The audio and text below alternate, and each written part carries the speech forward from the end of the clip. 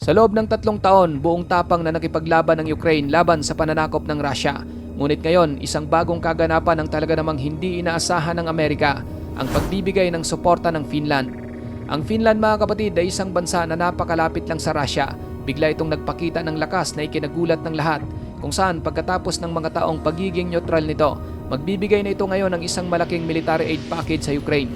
Ang hakbang na ito ng Finland ay hindi lang tungkol sa kanilang pagbibigay ng mga armas. Pinapakita rin ito sa Russia at Amerika na hindi naghihintay ang Europa sa desisyon ng US ukol sa kahihinatnan ng nagaganap na digmaan. Ano nga bang nilalaman ng malaking aid package na ito ng Finland? Gaano ito kahalaga sa digmaan at ano ang ibig sabihin nito para sa Ukraine, Russia at NATO sa hinaharap? Bago tayo magpatuloy, para sa mga nais magkaroon ng tuloy-tuloy na update sa ating channel, i-hit nyo lamang po ang all ng ating subscribe button para lagi kayong manonotify sa bawat video nating in-upload. Malaking bagay na po yan bilang suporta sa ating channel. Back to the video. Isang anunsyo, mga kapatid, ang ipinahayag mula sa Finnish Ministry of Defense kung saan mayroong panibagong military aid package ang Finland para sa Ukraine. Ang pinakabagong pakete ng tulong militar na ito ay hindi lamang kapansin-pansin dahil sa laki nito, kundi pati na rin sa uri ng mga equipment na ibinibigay. Noong mga nakaraan, ang mga tulong mula sa Finland na naibigay sa Ukraine ay mga armas na mula pa sa panahon ng Soviet o mga sobrang gamit mula sa kanilang sariling military reserves. Ngunit bagamat luma na ang mga nasabing mga stock deliveries, pero upgraded na ito at naging mahalaga pa rin sa mga unang taon ng digmaan dahil nakatulong ito sa Ukraine na magkaroon ng mga military equipment na kabisado na nilang gamitin. Ngayon, mga kapatid, ang pinakabagong donasyon ng Finland ay nagpapakita ng malaking pagbabago sa kanilang paraan ng pagtulong, kung saan ang bagong aid package ay karamihang nagmumula sa mismong mga tagagawa ng armas ng Finland. Ang pagbabagong ito ay may malaking epekto sa pagsisikap ng Ukraine sa digmaan at sa mas malawak na geopolitical na sitwasyon. Dahil dito, makakatanggap ngayon ang Ukraine ng mga makabagong teknolohiya imbis na mga lumang gamit. Bagamat walang maraming detalye tungkol sa mga kagamitan, inaasahan na magiging mahalaga ito sa susunod na yugto ng digmaan, lalo na't patuloy na nakaharap ang Ukraine sa mas technological advanced military ng Russia. Ang hakbang na ito ay isang sinyales ng paglipat mula sa mga lumang surplus na gamit patungo sa pagbibigay ng mga modernong kagamitan para sa Ukraine.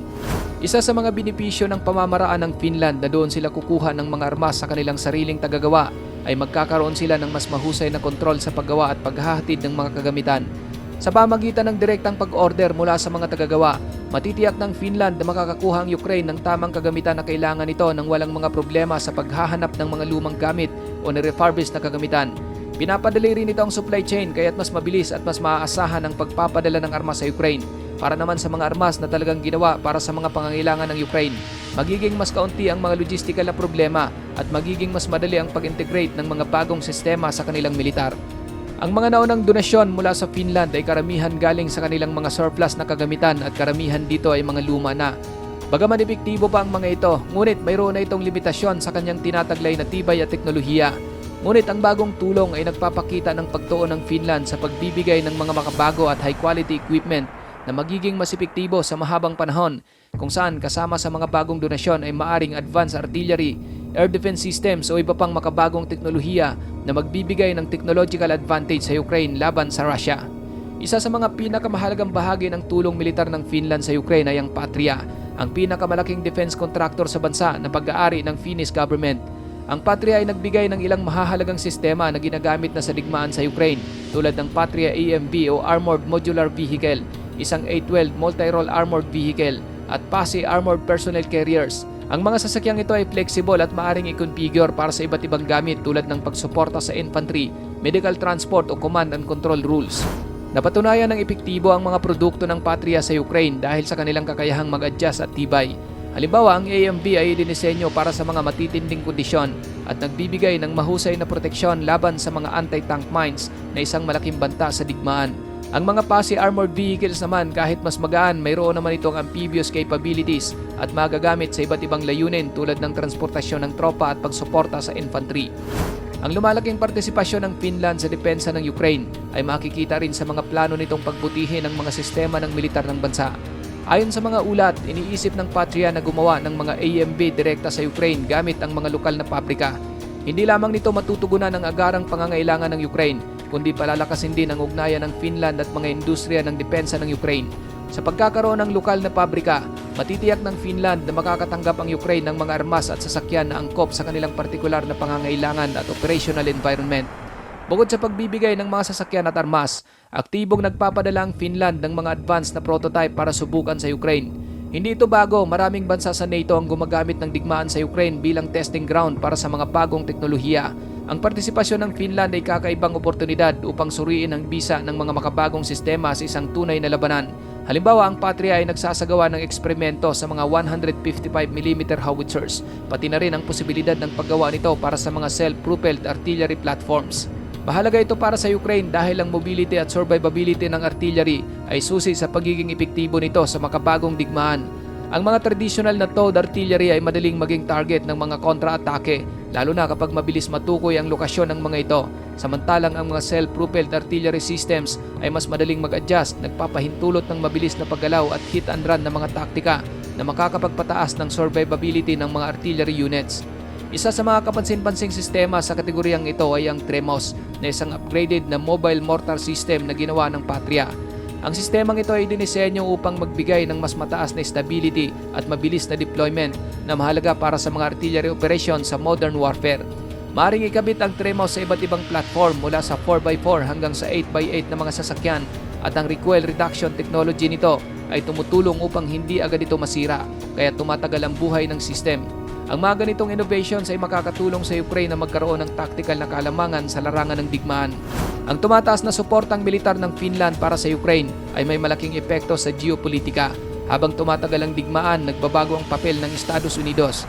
Sa ilalim ni President Trump, nabawasan ang suporta ng US para sa Ukraine na nagdulot ng takot na baka gusto ng Washington na bawasan ang kanilang partisipasyon o magsimula ng negosasyong pangkapayapaan. Dahil dito, mas naging mahalaga ang papel ng mga European countries, lalo na yung malapit sa Russia.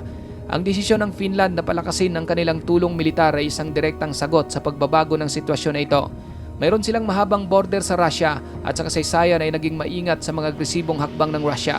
Noong ikalawang digmaang pandaigdig, magkaaway ang Finland at Russia kung saan nawalan ang Finland ng malaking teritoryo. Dahil sa patuloy na provokasyon mula sa Russia, lalo na sa kanilang panghihimasok sa mga usaping politika sa Europa, malamang na ang hakbang ng Finland ay upang tiyakin ang kanilang kaligtasan at protektahan ang kanilang soberanya. Habang ang US ay humihikayat na umatras, ang mga European countries tulad ng Finland ay kumikilos ng mas aktibo para tulungan ang hinaharap ng militar ng Ukraine. Ang pagbabagong ito ay nagpapakita ng mas malaking pagbabago sa loob ng NATO, kung saan ang mga European countries ay kumukuha ng mas malaking papel sa paggawa ng desisyon. Ang mga bansa tulad ng Finland, Poland at mga Baltic states ay interesado na tiyakin na hindi magwawagi ang Russia sa Ukraine. Para sa kanila, ang pagpaparusa sa Russia ay mahalaga dahil ang kalalabasan ng digmaan ay maaring makaapekto sa mga susunod na hakbang ng Russia sa NATO at seguridad ng Europa.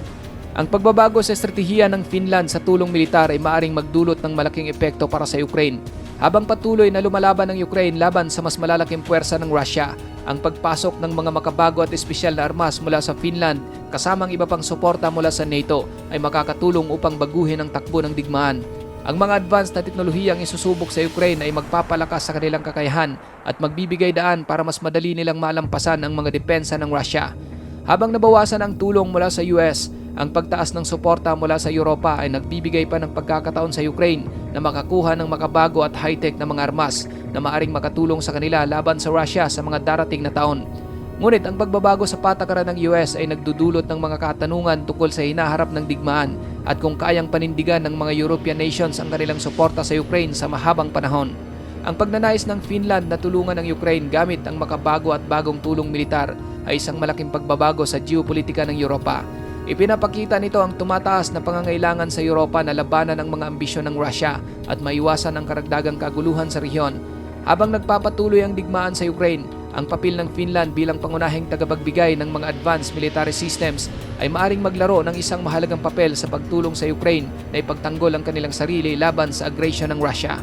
Habang hindi patiyak ang magiging kinalabasan ng digmaan, ang lumalaking partisipasyon ng Finland ay nagpapakita ng matibay na mensahe sa Russia at sa buong mundo na ang Europa ay kumikilos upang protektahan ang sarili nitong seguridad. Hindi patiyak kung paano makakaapekto ang pagbabagong ito sa estratehiya ng NATO, kakayahan ng militar ng Ukraine at ang pangkalahatang balanse ng kapangyarihan. Ngunit malinaw na ang Finland ay nagiging isang mahalagang bahagi sa paghubog ng kinabukasan ng digmaan. Ikaw kapatid, ano ang masasabi mo sa videong ito? Para sa iyong opinion, i-comment mo na yan sa ating comment section sa ibaba. At kung nagustuhan mo naman ang videong ito, paiwan naman ako ng like at pasubscribe na rin sa ating munting channel. Maraming salamat sa panonood hanggang sa susunod na naman nating upload. Peace out!